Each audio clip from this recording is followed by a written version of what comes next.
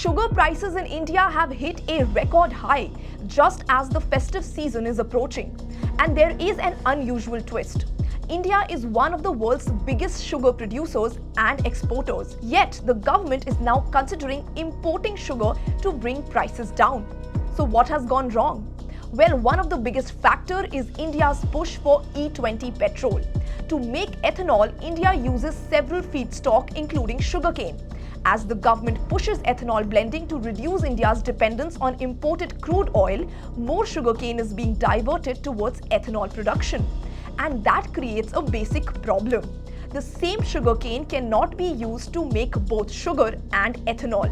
More cane going into ethanol can mean less cane available for sugar production. Many experts have said this diversion has contributed to the rise in sugar prices. But there are also factors including lower sugar recovery because of crop disease and the possibility of stockists or retailers holding back supply. So this is not simply an E20 equals expensive sugar story.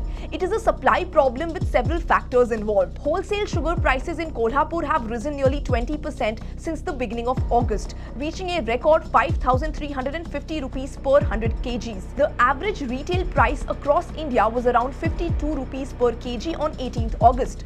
In some markets, it is even higher.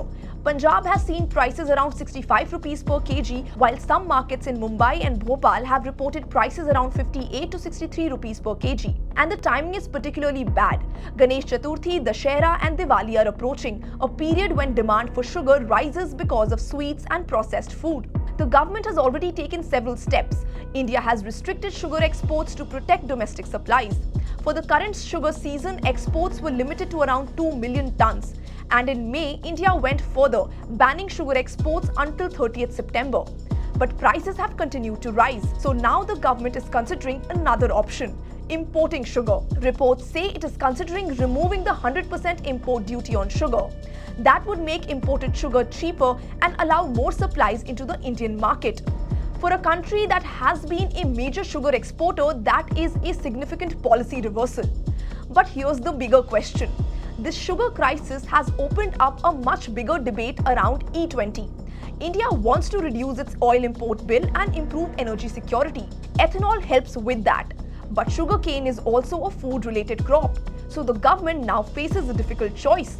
How much cane should go into India's fuel tanks and how much should be used to keep sugar affordable? India's chief economic advisor has argued that the government should hold the ethanol blending target at 20% until it properly calculates this food versus fuel trade-off.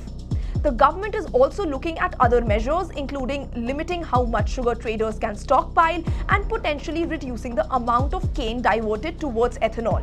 India's ethanol program promises greater energy security. But if diverting cane towards ethanol leaves less sugar in the market, the cost eventually reaches the consumer. And that is the trade-off India is now being forced to confront.